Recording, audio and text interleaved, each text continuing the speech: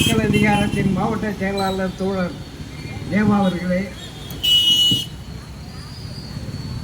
இங்கே சிறப்பாக உரையாற்ற வந்திருக்கக்கூடிய மக்கள் அதிகாரத்தின் தலைவர்களை ஒருவரான தோழர் காவியப்பன் அவர்களே, வருகிற மே 17ஆம் தேதி சென்னை தேனாம்பேட்டை காமராஜர் அரங்கிலே நடைபெறவிருக்கின்ற அரசியல் சிறப்பு முனை மாநாட்டை மக்கள் அதிகாரத்தின் சார்பிலே நடத்துகின்ற முறையாகத்தான் இன்று மாநிலம் முழுமையும் அந்த மக்கள் அதிகாரத்தின் மாநாட்டில் ஒரு பகுதியாக பிரச்சாரத்தை துவக்கியிருக்கின்றோம்.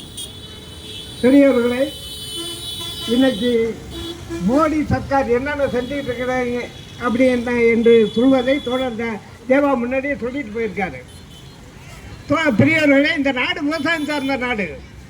இந்த விவசாயம் சார்ந்த நாட்டில் விவசாயிகள் 1,00,000 பேர் கிட்டத்தட்ட ஒரு வருஷத்துக்கு மேலாக போராடி இருக்கான் இந்த நாட்டில்.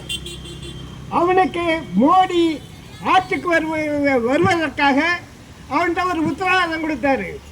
விவசாயிகள் விளைவிக்கின்ற விளைபொருளுக்கு அந்த விளைபொருளுக்கு கட்டுமான பொருள் வரி கொடுத்து பொருளை கொள்முதல் செய்வோம் என்று கூறிய அந்த மோடி, ஆனால் அந்த விவசாயிகளை ஆட்சி அதிகாரத்திற்கு போனதற்கு பின்னால் அம்போடு கையில் விட்டுட்டு போயிட்டான்.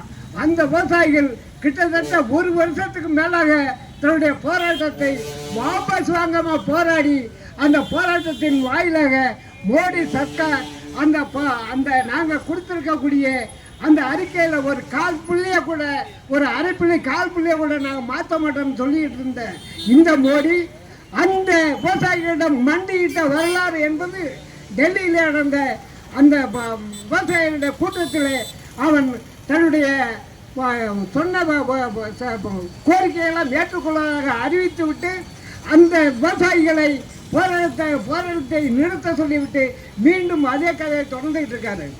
அந்த முறையில் தான் இன்னைக்கு இந்த நாடு இருக்கக்கூடிய சூழ்நிலைகளில் இன்னைக்கு தேவா கூறியது போல பாருங்க, நம்ம நாட்டில் கட்டி இருக்க பள்ளிக்கூடம், கல்லூரி இதுக்கெல்லாம் நிதி தருவதாக மத்திய சர்க்கார், ஒன்றிய சர்க்காருடைய அதிகாரத்திற்கு வரம்புக்கு உட்பட்டு தருவதாக சொல்லியிருக்கான். இந்த தமிழ்நாட்டினுடைய அதிகார வரம்புக்கு உட்பட்டு எங்களுக்கு உண்டான அந்த வரி கொள்கையை நாங்கள் அந்த வரி தொகையை தவறாமல் கட்டிக்கிட்டு இருக்கோம். ₹1 கொடுத்தா 29 காசு எங்களுக்கு கொடுக்குறீங்க, பாக்கி 71 காசை நீங்கள் வச்சுக்கிட்டு எங்கள் மாணவர்களுக்கு படிக்கக்கூடிய அந்த படிக்கக்கூடிய மாணவர்களுக்கு இந்த வரியை கொடுப்பதற்கு நீங்கள் ஒரு உத்தரவு போடுறீங்க. நாங்கள் ஒரு திட்டத்தை கொண்டு வந்திருக்கோம். அந்த திட்டத்தை நீங்கள் ஏற்றுக்கிட்டாதான் நாங்கள் உங்களுக்கு அந்த கல்விக்குண்டான தொகையை வழங்குவோம் என்று கூறி உத்தரவாதமாக பேசிக்கிட்டு இருந்தான். ஆனால் என்ன ஆச்சு? இன்னைக்கு இதுவரையிலையும் எந்த விதமான ஏற்பாடும் இல்லை. ஒரு 2 லட்சம் கூட என்னமோ கொடுத்துட்டு நான் கொடுத்துட்டேங்கிறான். அந்த அம்மா நிதியமைச்சர் என்ன சொல்கிறாங்க, எது கொடுத்தாலும் பத்தலைன்னு சொல்லிக்கிட்டு இருக்காங்க அப்படின்னு சொல்லி தமிழ்நாட்டு சர்க்கார், தமிழ்நாட்டில் போன அந்த பெண் மந்திரி சொல்லிக்கிட்டு இருக்காங்க. இதெல்லாம் எதிர்த்து ஏன் நேற்று சுப்ரீம் கோர்ட்டில் ஒரு வழக்கு போடுறான்.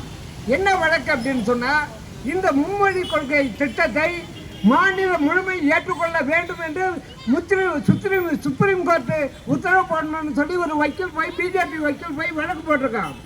அந்த வழக்கை ஏற்று அந்த சுப்ரீம் கோர்ட் சர்ச்சைகள்லாம் கூடி என்ன பண்ணியிருக்காங்கன்னா, இந்த கல்விக் கொள்கையில் ஒவ்வொரு மாநிலமும் அவர்கள் ஏற்றுக்கொண்ட கொள்கைகளுக்கு மாறாக நீ இதைத்தான் செய்ய வேண்டும் என்று எங்களால் உத்தரவு போட முடியாது என்று மறுத்துவிட்டு அந்த வழக்கை தள்ளுபடி செய்திருக்கின்றார்கள். இதே போல இன்னைக்கு இருக்கக்கூடிய மாணவர்களை 5ஆம் வகுப்புல ஒரு தேர்வு, 8ஆம் வகுப்புல ஒரு தேர்வு, 3ஆம் வகுப்புல ஒரு தேர்வுன்னு சொல்லி இந்த படிக்கிற மாணவர்களை படிப்பிலிருந்து கொஞ்சமாக இடைநிறுத்தல் செய்வதற்குண்டான அத்தனை விதமான முயற்சிகளை இந்த மோடி சர்க்கார் செஞ்சுட்டு இருக்கு. ஆகவே தான் இந்த நிலைமைகளை விலக்கி இந்த நாட்டில் இன்னைக்கும் இன்றும் ஒரு அராஜக தன்மையான அதிகார துஷ்பிரயோகத்தை செய்து கொண்டிருக்கக்கூடிய மோடி சர்க்காரை எதிர்த்து வருகிற 17ஆம் தேதி சென்னை தேனாம்பேட்டையில் நடைபெறவிருக்கின்ற அந்த மாநாட்டிற்கு அனைவருடைய ஒத்துழைப்பை கோருகின்ற வகையில் தான் இந்த மாநாட்டினுடைய பிரச்சாரத்தை இங்கே நடத்திக்கிட்டு இருக்கோம். இதன் மூலமாக இன்னைக்கு இருக்கக்கூடிய பிஜேபி சர்க்காருடைய அதிகாரத்தை அதனுடைய ஆணவ போக்கை கண்டிக்கின்ற வகையிலே அந்த மாநாட்டினுடைய திருப்பு முனையாக அமையும். அந்த மாநாட்டிற்கு உங்களுடைய அனைவருடைய ஒத்துழைப்பும் தேவை என்ற அடிப்படையில் உங்களிடம் இருந்து விடைபெறுகிறேன். நன்றி, வணக்கம்.